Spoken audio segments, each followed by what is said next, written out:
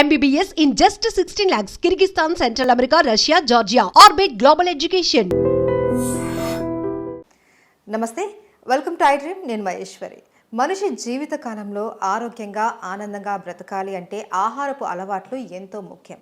మరి ఎలాంటి ఆహారం తీసుకుంటే మనిషి జీవించినంత కాలం ఆరోగ్యంగా జీవించగలరు, ఆనందంగా బ్రతకగలరు? దీనికి సంబంధించి చక్కటి ఉదాహరణతో ఈరోజు మీ ముందుకు వచ్చింది ఐ డ్రీమ్. ఆయనే ప్రముఖ హెర్బలిస్ట్ ఆంజనేయరాజు గారు. వారితో మాట్లాడదాం. నమస్తే సార్. నమస్కారం అమ్మా. సార్, నేను ఇంట్రోలో చెప్పాను చక్కటి ఉదాహరణ అని. ఆ ఉదాహరణ ఎవరో కాదు సార్, మీరే మాకు. ఎందుకునంటే చూస్తున్న మిమ్మల్ని, మీకు దగ్గర దగ్గర ఒక 70 ఏళ్ళు ఉంటాయి. ఇది ఎవరు నంబరు కూడా, ఎందుకంటే మీరు చాలా యాక్టివ్గా ఉంటారు, ఎనర్జెటిక్గా ఉంటారు. అసలు మీకు స్పెట్స్ కూడా ఉండవు. ఇప్పుడు చిన్న చిన్న పిల్లలకే అద్దాలు కూడా వచ్చేస్తూ ఉంటాయి, కంటి చూపు లోపించడం ఇలా ఉంటాయి. బట్ మీరు చూస్తే ఎక్కడా కూడా ఇంత కూడా మాకు మనిషి ఇలా ఉండాలి హెల్తీగానంటే చక్కటి ఉదాహరణ మీరు అని చెప్పి మేము ఎగ్జాంపుల్గా తీసుకుంటాం. ఏంటి సార్ మీ సీక్రెట్ ఏంటి? ఏమి లేదమ్మా, మనం ఒక సిస్టమేటిక్ లైఫ్ అనేది ఎప్పుడూ ఉండాలమ్మా. సిస్టమేటిక్ లైఫ్ అంటే ఆహారం సమయానికి తీసుకోవడం అన్నిటికంటే ఇంపార్టెంట్. అలాగే మనకి ఎంత కావాలో అంతే తీసుకోవడం, ఈ రెండు చాలా ఇంపార్టెంట్ అమ్మా. వీటితో పాటు ఎక్సర్సైజ్ అమ్మా, ప్రాణాయామం అని, యోగా అని, ఎక్సర్సైజ్. అదేవిధంగా ఎర్లీగా పడుకోవడం, బ్రహ్మముహూర్తంలో లేచిపోవడం, ఆ టైంలో మనం ప్రాణాయామం కానీ, యోగా కానీ, ఎక్సర్సైజ్ కానీ చేసుకోవడం. ఆ బ్రహ్మముహూర్తం అనే కాలంలో ఎందుకు లేగాలి, ఎందుకు చేయాలి అనేది నేను విపులంగా తర్వాత చెప్తానమ్మా. ఫస్ట్ ఏంటంటే మనకు కావాల్సినంత ఆహారం తీసుకోవడం అనేది ఇంపార్టెంట్ అమ్మా. మనం ఏం చేస్తామంటే, మా చిన్నతనంలో అయితే మేము 2 సార్లు తినేవాళ్ళం. మధ్యలో ఏదైనా తింటే ఫ్రూట్స్ పొలాల్లో ఏ తిరుగుతూ ఉంటే అక్కడ దొరికిన ఏ ఒకటి తినడానికి, అది చింతకాయ అవ్వచ్చు, మామిడికాయ అవ్వచ్చు, ముంజికాయ అవ్వచ్చు, తేగలు అవ్వచ్చు, బొర్రగుంజలు, ఇలా ఏ సీజన్లో ఆ సీజన్లో దొరికే తినేవాళ్ళం అమ్మ. అదేవిధంగా అటుకులని, ఇప్పటికి మళ్ళీ కార్న్ఫ్లేక్స్, కెల్లాగ్స్ ఏ అంటున్నారు కదా, అలా కాకుండా నిల్వ ఉన్న పదార్థాలు కాకుండా ఫ్రెష్గా ఉన్నాయి. కూరలు కూడా అప్పట్లో ఫ్రిడ్జ్లు లేవమ్మా. అవును, ఆ ఫ్రిడ్జ్లో పెట్టడం వల్ల కూడా చాలా ప్రమాదాలు జరుగుతున్నాయి. అదేవిధంగా ఆహారం 2 సార్లు తీసుకోవడం అనేది చాలా ఇంపార్టెంట్ అమ్మా. మనిషి జీవితంలో ఒకసారి తింటే చాలమ్మా రోజుకి. 2 సార్లు అనేది ఇంకా తప్పకపోతే, ఆ తర్వాత ఎన్నిసార్లు తింటే అన్నిసార్లు మీరు విషం తింటున్నట్టమ్మా, ఆహారం తీసుకున్నట్టు కాదు అది. ఎందుకంటే మీరు ముందర తీసుకున్న ఆహారం పూర్తిగా అరగకుండా రెండోసారి ఆహారం తీసుకోవడం అనేది చాలా ప్రమాదం. మన గ్యాస్ట్రిక్ ప్రాబ్లమ్స్ అవనివ్వండి, కాన్స్టిపేషన్ అవనివ్వండి, బీపీ అవనివ్వండి, కొలెస్ట్రాల్, థైరాయిడ్, లేకపోతే ఆటోఇమ్యూన్ ప్రాబ్లమ్స్కి కూడా మెయిన్ ఇదేనమ్మా. తిన్న ఆహారం అరగకుండా రెండోసారి ఆహారం తింటే అది విషంగా మారుతుంది అనేది ఆయుర్వేదం శాస్త్రంలో ఉందండి. మన ట్రెడిషన్లో కూడా ఉంది అది. పూర్వీకులు ఏం చెప్పేవారంటే, సూర్యోదయం అరగంటకు గంటకు తినేమనేవారు, సూర్యాస్తమయానికి గంట ముందర తినేమనేవారు. పడుకునేటప్పుడు ఏ పాలైనా తాగితే తాగేవారు, లేకపోతే పళ్ళు తినేవారమ్మ. వ్యవసాయం చేసి రైతులైతే పాలు అవి తాగుతుండేవారు, ఎందుకంటే వాళ్ళు వర్క్ చేయాలి కాబట్టి కొంచెం బలమైన ఆహారం ఉండాలని. మిగిలిన వాళ్ళు అది కూడా ఉండేది కాదు.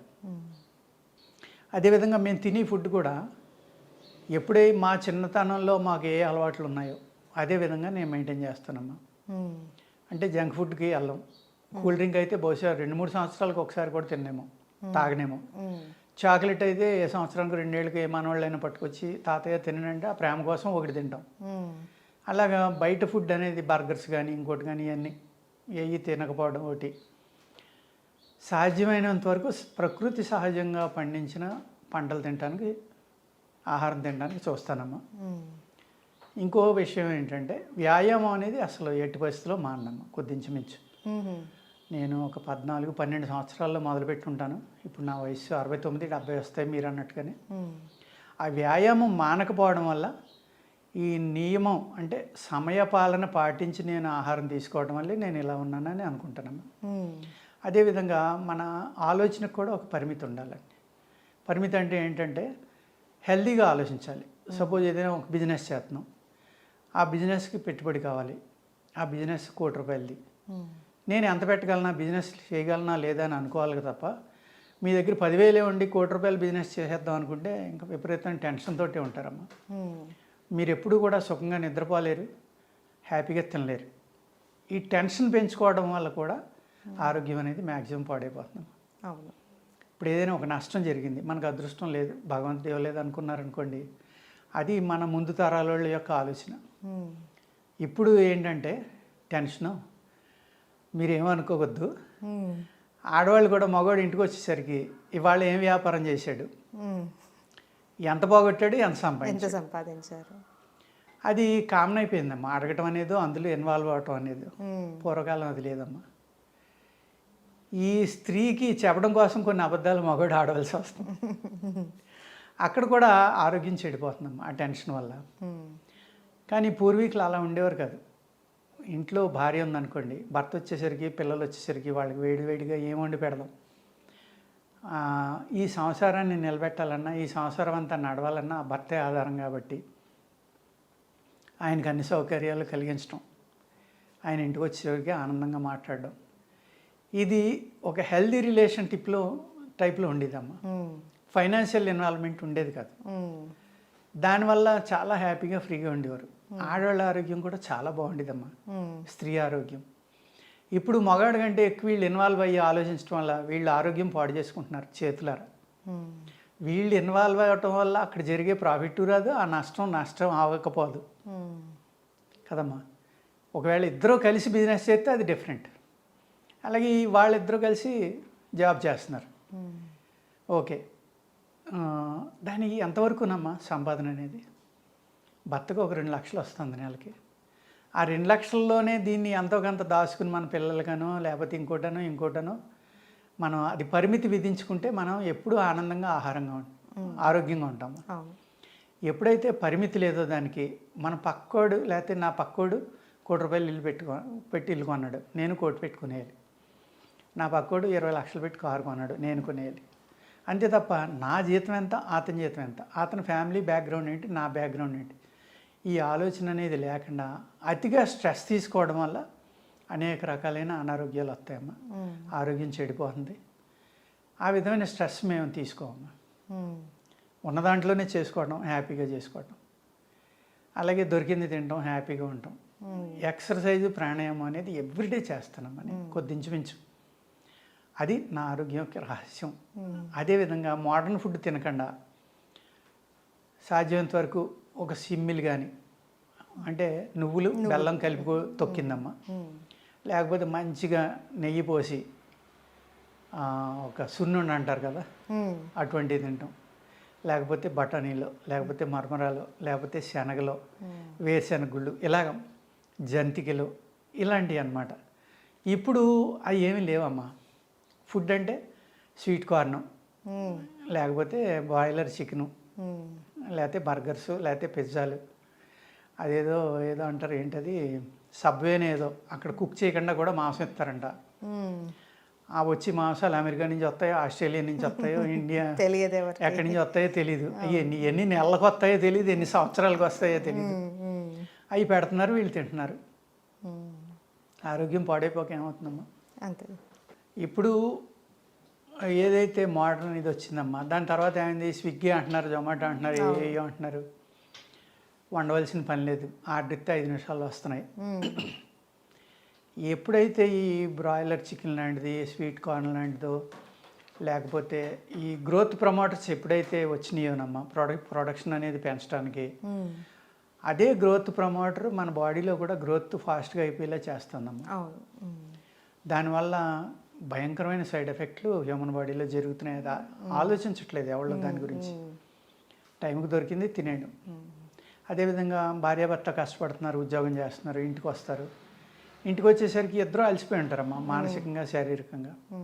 వాళ్ళు సంసారం ఏం చేస్తారమ్మా? వాళ్ళు అటు తిరిగి పడుకుంటే ఈవిడ ఇటు తిరిగి పడుకుంటుంది. బయట నుంచి ఏ తెప్పించుకుంటారు, తింటారు. ఆ టైంకి తినరు.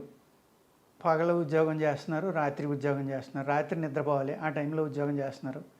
అంటే అవసరార్థం తప్పక చేయొచ్చమ్మా, తప్పలేదు. ఈ కారణాల వల్ల కూడా అనేక రకమైన అనారోగ్యాలమ్మా. ప్రకృతిలో ఏది దొరికితే తినేవాళ్ళం అమ్మా మేము. అదేవిధంగా పొలం వెళ్తా, ఎక్కడ బోధులో నీళ్ళు దొరికితే అక్కడ బోధులో, ఏ కాలంలో దొరికితే ఆ కాలంలో, ఏ చెరువులో దొరికితే ఆ చెరువులో వెళ్ళడం, ఇలా తీసుకోవడం, తాగడం. అవును. వాళ్ళు ఎక్కడ తాగినా చచ్చిపోతామని భయం వేస్తుంది. మేమే తాగలేకపోతాం. ఎందుకంటే భూమిని పూర్తిగా పాడు చేసేసారు, పురుగు మందులు, ఎరువులు. ఆ పురుగు మందులు ఎరువులే ఆ పొలంలో ఉన్న నీళ్లు బయటికి తీసినప్పుడు ఈ కాలువల్లోకి వస్తున్నాయి, చెరువుల్లోకి వస్తున్నాయి, నదుల్లోకి వస్తున్నాయి. భూమి పాడైపోయిందమ్మా, మొత్తం వాతావరణం పాడైపోయింది. ఇవాళ మనం ఆ భూమిలో పండిన మా చిన్నప్పుడు తిన్నట్టుగానే ఆ వేరుశనగుళ్ళు, బఠానీలు ఇవన్నీ తిందామన్నా కూడా అయ్యి విషయమే. అవును. ఎందుకంటే మీరు డాక్టర్ గారు చెప్తారు, మీకు మంచి కాల్షియం ఉన్న ఫుడ్ చెప్పండి డాక్టర్ గారు తింటామంటే ఆకుకూరలు ఏదో ఒకటి చెప్తారు, లేకపోతే పాలకూర తినమంటారు. ఆయన పాపం ఆయనకి వ్యవసాయం తెలియదు కదా, ఆయన తప్పు కాదు అది. కానీ ఆ పాలకూరలోకి ఏమన్నా ఇద్దామంటే ఆ భూమిలో ఏమన్నా ఉంటే కదమ్మా ఇచ్చేది. అవును. ఆ భూమిలో ఏమీ లేదు, భూమిని పూర్తిగా పాడు చేసాము. అందుకు ఆ భూమి మళ్ళీ బాగు చేసుకోకపోతే ఈ ఇబ్బందులు ఎప్పుడు ఇలాగే ఉంటాయమ్మా. ఇవాళ 20 ఏళ్ళ నుంచి 30 ఏళ్ళ మధ్యన మీరు అన్నట్టుగా 2-3 సంవత్సరాల నుంచే ఎల్కేజీ నుంచి చూసినా కూడా కళ్ళజోడు పెట్టుకొని పిల్లలు 50% కనబడుతున్నారు. కళ్ళజోడు పెట్టుకున్న వాళ్ళు 30 to 50 కూడా ఉంటున్నారు కొన్ని క్లాసులో. కారణం ఏంటమ్మా? ఫుడ్, విష పదార్థాలు తింటున్నాం మనం, నిజమైన ఆహారం తింటలేదు. దానివల్ల అనేక సైడ్ ఎఫెక్ట్లు రావడం, వ్యాయామం లేకపోవడం, పిల్లాడికి ఇల్లు AC, school class room AC, bus AC, car AC, వాళ్ళు ఎండలోకి ఎప్పుడు వెళ్తున్నారమ్మా? అంటే అందరూ అలా తిరుగుతున్నారనే కదా, మోస్ట్ ఆఫ్ ద పీపుల్ అలానే ఉన్నారు. ఎందుకంటే ఒక చిన్నవాడు కూడా, అంటే సంపాదన తక్కువ ఉన్నా తల్లిదండ్రులు సాక్రిఫైస్ చేసి వాళ్ళు తిన్నా తినకపోయినా, వాళ్ళు ఎంజాయ్ చేసినా చేయకపోయినా, నా కొడుకు డిగ్రీ రావాలి, నా కొడుకు లేకపోతే ఇంజనీరింగ్ అవ్వాలి, నా కొడుకు డాక్టర్ అవ్వాలి, లేకపోతే మంచి జాబ్ రావాలి, అమెరికా వెళ్ళాలి, డబ్బులు సంపాదించాలి, లేకపోతే ఎక్కడైనా మంచి జాబ్ చేసి డబ్బులు సంపాదించాలి, వాడి జీవితం బాగుండడం కోసం నేను ఏమైపోయినా పర్వాలేదని ప్రతి తల్లిదండ్రులు ఆలోచిస్తున్నారు. ఆ విధమైన అంత కష్టపడి సంపాదించి పిల్లల్ని చదివిస్తున్నారమ్మా ఇవాళ. ఈ స్ట్రెస్ అనేది పెరిగిపోవడం, పిల్లలకి కూడా చిన్నప్పటి నుంచే చదువు అనే స్ట్రెస్, సరైన ఆహారం లేదు, సరైన ప్లే గ్రౌండ్స్ లేవు, ఎండలో ఆడేవాళ్ళు లేరు, ఇన్ని రకాలైన కారణాల వల్ల అనారోగ్యాలు పాలవుతున్నారమ్మా ఇప్పుడు జనరేషను. మేమేంటంటే మా ఆలోచన పరిమితిగానే ఉంది, మా ఆహారం ఏది తీసుకోవాలో చాలా బాగా తెలుసు, ఏ సమయంలో పడుకోవాలో తెలుసు, ఏ సమయంలో లెగాలో తెలుసు. ఈ రోజున 3 గంటలకు వెళ్ళి స్టార్బక్లో కాఫీ తాగి వచ్చానని ఫ్రెండ్కి ఫోన్ చేసి చెబుతుంది ఒక అమ్మాయి, లేకపోతే 4 గంటలకు వెళ్ళి అదేదో నైట్ బజార్ ఉందరా అక్కడ పలావ్ తినొచ్చాను రా అని ఫ్రెండ్కి ఫోన్ చేసి చెప్తాడు ఒక అబ్బాయి. అంటే ఆ టైంలో అసలు మనం చేయవలసిన పని ఏంటి, మనం ఏం చేస్తాం, ఎవరైనా పట్టించుకుంటున్నారమ్మా? అది గొప్ప అనుకుంటున్నారు, అదేదో మనం జీవితంలో ఏదో ఎంజాయ్ చేసాం అనుకుంటున్నారు. కానీ దానివల్ల తర్వాత నీ ఆరోగ్యం ఎంత పాడైపోతుంది. పడుకున్న టైంలో నువ్వు తింటున్నావు, నువ్వు ధ్యానం చేయవలసిన టైంలోనో ఎక్సర్సైజ్ చేయవలసిన టైంలోనో నువ్వు చేయట్లేదు. అది సుఖంగా ఉన్నాను అనుకుంటున్నావు, ఆ సుఖం అనేది నీ శరీరాన్ని ఎంత పాడు చేస్తుంది, నీ బుర్రని ఎంత పాడు చేస్తుంది అనేది అర్థం ఆలోచించట్లేదు. ఎప్పుడైతే మనిషి కష్టపడ్డాడో, శరీర కష్టం అనేది జరిగినప్పుడమ్మా మీ బ్రెయిన్ మీ మాట ఎత్తుంది. శరీర కష్టం లేనాడు బ్రెయిన్ అది చెప్పినట్టు మనం వింటాం, మొద్దుబారిపోవాలి. అంటే దాన్ని రకరకాలుగా డైరెక్షన్లు ఎత్తుందమ్మా, మనం వింటాం దానికి, ఎందుకంటే కంట్రోల్ లేదు కదా. ఎప్పుడైతే మీరు శారీరకంగా మ్యాక్సిమం అలసిపోయారో నిద్ర వస్తుంది, అప్పుడు బ్రెయిన్ నిద్రపోతున్నట్టే కదా, దానికి కావాల్సిన ఆక్సిజన్ అందింది మీరు కష్టపడడం వల్ల, అది హ్యాపీగా ఉంది, అది హ్యాపీగా ఉందంటే మీరు హ్యాపీగా నిద్రపోతారు. ఆ బ్రెయిన్కి ఎప్పుడైతే ఆక్సిజన్ సరిపడి అందలేదో అప్పుడు అదే అంటారు కదా, లోన్లీగా కూర్చుంటే నీ బుర్ర నీకు దెయ్యంలాగా నిన్ను ఏడిపిస్తుందని ఇంగ్లీష్లో చెప్తూ ఉంటారు శాస్త్రాలు. ఆ విధంగా ఏడిపిస్తుందమ్మా. అందుకేంటంటే కష్టం అనేది ఏ వయసు వచ్చినా కష్టపడి కూడా ఆరోగ్యంగా ఉంటాడమ్మా. ఆ కష్టం అనే దానికి దూరంగా పారిపోదామని మేము ఎప్పుడూ అనుకోలేదు, అందుకనే నేను ఇలా ఆరోగ్యంగా ఉన్నానమ్మా. డబ్బులున్నా సుఖపడిపోదామని, లేకపోతే కూర్చొని తిందాం అనుకుంటే నేను కూడా పెద్ద పొట్ట పెంచో, లేకపోతే ఇప్పుడు మా క్లాస్మేట్లు ఉంటారు, నేను చూడడానికి వెళ్తాను, వెళ్ళేసరికి వాళ్ళు అందరూ అలా చూస్తూ ఉంటారు, వాళ్ళని చూసి నాకు భయం వేస్తూ ఉంది. వాళ్ళు పెద్ద పెద్ద పొట్టలు పెంచుకుని లుంగీలు కట్టుకుని అరుగుల మీద కూర్చుని జీవితం అయిపోయింది అన్నట్టుగా ఏదో ఎక్కడో కూర్చుంటారు. ఏదో ఆలోచిస్తా, ఇప్పుడు నేనేంటి ఇంకా ఏదైనా చేయాలి, ఇంకా ఒక పని ఉంటే నాకు సరిపోదమ్మా, 4 పనులు చేయాలి ఒకేసారి, అంత యాక్టివ్గా నేను ఉన్నాను. కారణం ఏంటంటే మన బ్రెయిన్ని మనం ట్రైన్ చేయటం ఫస్ట్ థింగ్, మన శరీరాన్ని ఎప్పుడు కష్టపెట్టడం. ఆ రెండు జరిగినప్పుడే ఈ బీపీలు కానీ షుగర్లు కానీ ఇంకోటి రాకపోవడం, ఆహార నియమాలు తప్పనిసరిగా ఈ జంక్ ఫుడ్ బానేసి మనం పూర్వకాలం ఏం తిన్నామో అవి తినటం, నిద్ర అనేది చాలా ఇంపార్టెంట్. తొందరగా నిద్రపోవడం, తొందరగా లేగటం, ఈ కార్యక్రమాలన్నీ చేయడం వల్ల నాకు కలదడం అవసరం లేదమ్మా, మీరు అన్నట్టుగా నాకు ఇంతవరకు ఏ ప్రాబ్లం లేదు, ప్రస్తుతానికి చాలా హ్యాపీగా ఉన్నాను. అదే రైట్ సార్, ఇలానే హ్యాపీగా ఉండాలి sir. Thank you so much sir. I dream ప్రేక్షకులకి మన ఐ డ్రీమ్ ద్వారా ఒక మనిషి ఆరోగ్యంగా జీవితాంతం ఎలా బతకాలి అంటే వాళ్ళ జీవన శైలి ఎలా ఉండాలి అన్నదానికి మీరు చక్కటి ఉదాహరణలు ఇచ్చారు అండ్ మంచి మంచి సలహాలు సూచనలు కూడా ఇచ్చారు. Thank you so much sir. నమస్కారం అమ్మా.